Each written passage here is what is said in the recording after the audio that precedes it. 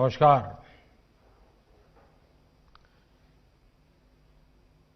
हे विधाता, दाओ दाओ मोदेर गौरव दावो। गुरुदेव ने कभी ये कामना छात्र छात्राओं के उज्जवल भविष्य के लिए की थी।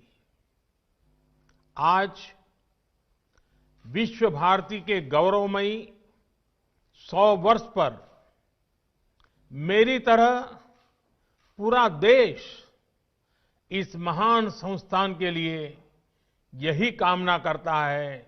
हे विधाता, दाओ दाओ मोदे गौरव दावो। पश्चिम बंगाल के गवर्नर श्री जगदीप धनखड़ जी, केंद्रीय शिक्षा मंत्री डॉक्टर रमेश पोखरियाल निशंक जी, वाइस चांसलर प्रोफेसर विद्युत चक्रवर्ती जी, प्रोफेसर्स, रजिस्ट्रार, विश्व भारती के सभी शिक्षकगण, छात्र छात्राएं, अलुमनाई, देवी और सज्जनों, विश्व भारती इस विश्वविद्यालय के 100 वर्ष होना प्रत्येक भारतवासी के लिए बहुत ही गर्व की बात है। मेरे लिए भी ये बहुत सुखद है कि आज के दिन इस तपोभूमि का पुण्य स्मरण करने का अवसर मिल रहा है। साथियों, विश्व भारती की 100 वर्ष की यात्रा बहुत विशेष है। विश्व भारती मां भारती के लिए गुरुदेव के चिंतन, दर्शन और परिश्रम का एक साकार अवतार है। भारत के लिए गुरुदेव ने जो स्वप्न देखा था, उस स्वप्न को मूर्त रूप देने के लिए देश को निरंतर ऊर्जा देने वाला ये एक तरह से आराध्य स्थल है। अनेकों विश्व प्रतिष्ठित गीतकार, संगीतकार, कलाकार, साहित्यकार, अर्थशास्त्री, समाजशास्त्री, वैज्ञानिक, अनेकविध प्रतिभाएं देने वाली विश्व भारती नूतन भारत के निर्माण के लिए नित नए प्रयास करती रही है।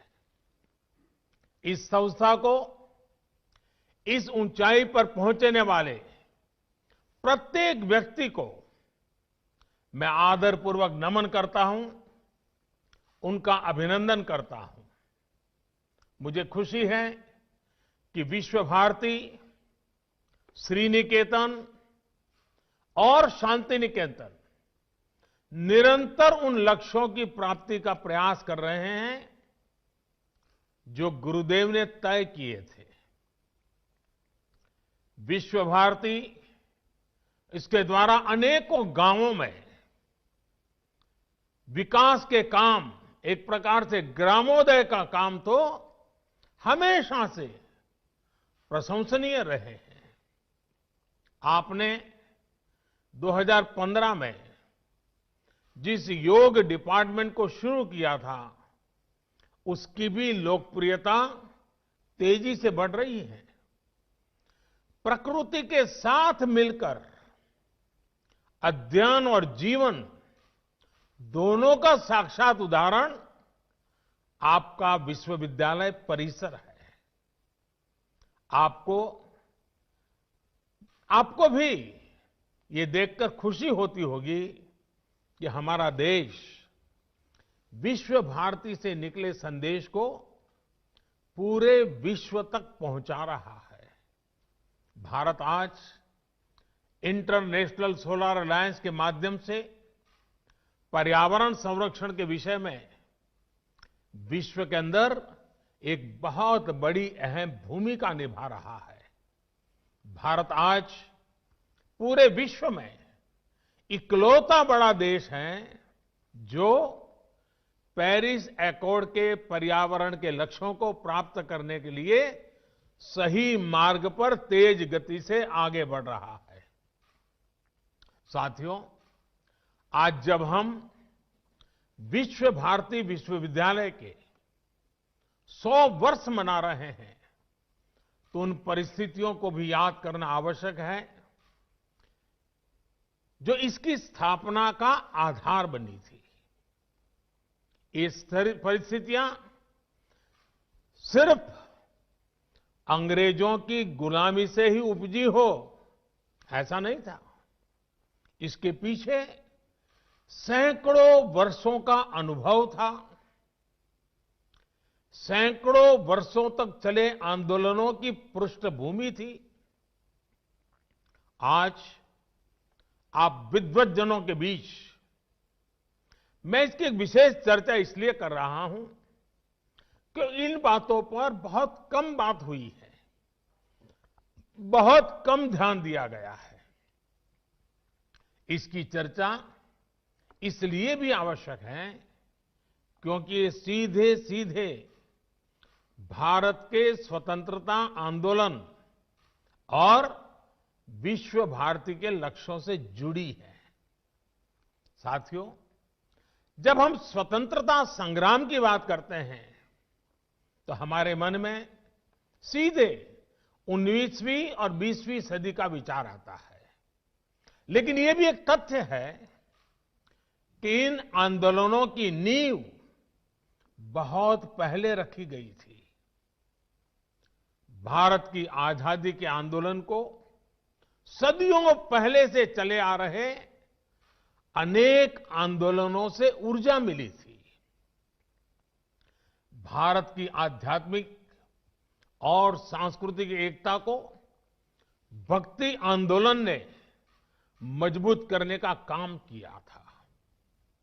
भक्ति युग में हिंदुस्तान के हर क्षेत्र, हर इलाके, पूर्व, पश्चिम, उत्तर, दक्षिण, हर दिशा में हमारे संतों ने, महंतों ने, आचार्यों ने देश की चेतना को जागरूक रखने का अविरत, अविराम प्रयास किया।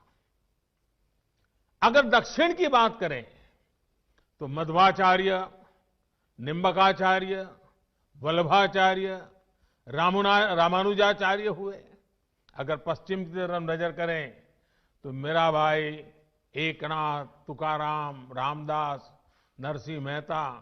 अगर उत्तर की तरफ नजर करें तो संत रामानंद, कबीरदास, गोस्वामी तुलसीदास, सूरदास, गुरु नानक देव, संत रैदास, अनगिनत महापुरुष। पूर्व की तरफ देखें, इतने सारे नाम हैं। चैतन्य महाप्रभु और श्रीमद शंकर देव जैसे संतों के विचारों से समाज को ऊर्जा मिलती रही। भक्ति काल के इसी खंड में रसखान, सूरदास, मलिक मोहम्मद जायसी, केशवदास, विद्यापति, न जाने कितने महान व्यक्तित्व हुए जिन्होंने अपनी रचनाओं को और रचनाओं से समाज को सुधारने का भी, आगे बढ़ने का भी और प्रगति का मार्ग दिखाया। भक्ति काल में इन पुण्य आत्माओं ने जन जन के भीतर एकता के साथ खड़े होने का जज्बा पैदा किया। इसके कारण ये आंदोलन हर क्षेत्रीय सीमा से बाहर निकलकर भारत के कोने कोने में पहुंचा। हर पंथ, हर वर्ग, हर जाति के लोग भक्ति के अधिष्ठान पर स्वाभिमान और सांस्कृतिक धरोहर के लिए खड़े हो गए।